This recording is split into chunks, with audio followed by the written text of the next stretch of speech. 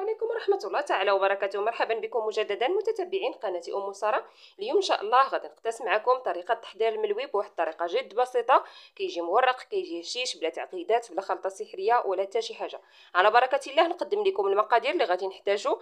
العجين ديالنا عندي هنايا 600 غرام او لا 6 ديال الكؤوس ديال الدقيق ديال الفورس الخاص بالحلويات النوعيه الجيده، يكون مغربل. العبار اكيد بالكاس ديال العنبه، عمرت 6 الكؤوس يكونوا هكايا عامرين مزيان بومبي. عندي هنايا كذلك 3 ديال الكؤوس ديال السميد الرطب الناعم او لا الفينو. عندي 3 الكؤوس ما يعادل تقريبا 300 غرام. ديما نصف ديال الكميه ديال الدقيق كنديروها فينو. عندي هنا كذلك الماء الدافئ اللي غادي نحتاج كيبقى على حسب العجين، كنضيف بالتدريج ملعقه صغيره من الملح، ملعقه كبيره ديال العسل، ممكن تعويضها بملعقه كبيره ديال سكر سنيده. على بركه الله نوضع جميع المكونات في الاناء ديال العجانه ونضيف الماء بالتدريج حتى كنحصل على واحد العجينه لينه. ممكن تعجنوها في القصريه عادي، كيبقى لكم الاختيار. على بركه الله.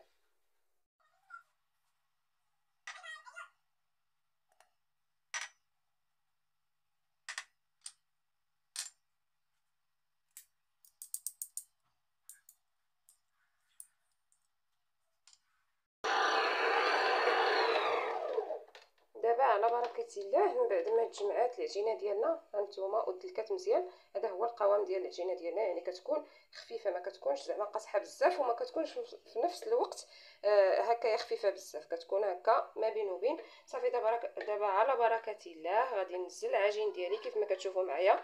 غندهن بالقليل من الزيت وغادي نغطيها بلاستيكه ونخليها ترتاح. قد ما ارتاحت قد ما مزيان باش كتعطينا الطوع في الخدمه. على بركه الله.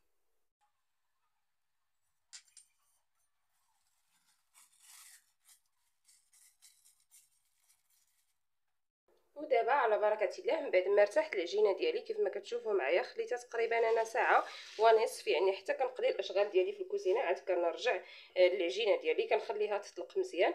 نتوما خليوها تقريبا نص ساعه الا كنتم مزروبين، على الاقل نص ساعه خاص العجينه ديالنا ترتاح باش تعطينا الطوع في الخدمه. غادي نقسم العجين ديالي الكريات بالاستعانه بالزيت، زيت المائده. غندهن يدي وسطح العمل وغنقسم العجين ديالي ونرجع معكم باذن الله.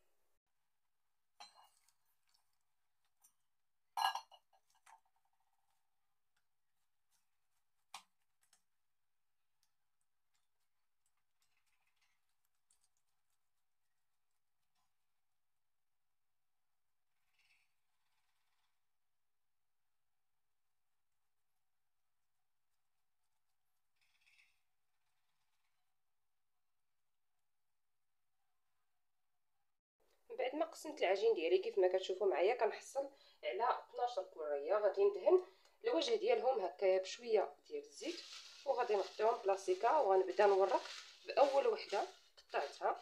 غنحتاج ان شاء الله في التوراق كيف ما غادي تشوفوا معايا. عندي هنايا 2 معالق كبار ديال الزبده ديال البواط اللي استعملت، تكون بدرجه حراره الغرفه، هذه النوعيه اللي استعملت. وغنحتاج كذلك 2 معالق كبار ديال الفينو وملعقه كبيره ديال الدقيق ديال الفورس. غندمجهم مع بعض وبالاستعانه بهم غادي نورق ان شاء الله باذن الله. وغنحتاج كذلك واحد الكميه من الزيت اللي غادي نضيفها هكايا للزبده وغنخلطهم مع بعض. على بركه الله.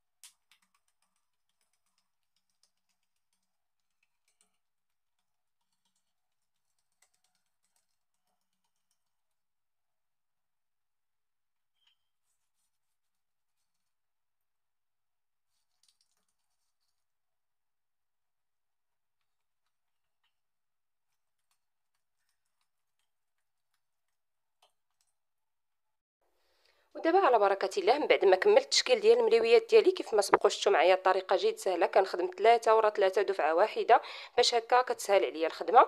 ودابا على بركه الله رديت المقله ديالي الثقيله ديال الملوي فوق العافيه باش كتسخن. غنبدا باول وحده شكلتها، غادي نكرسها حيت غتكون طلقات، وغادي تشوفوا معايا باقي المراحل ان شاء الله. خليكم معايا.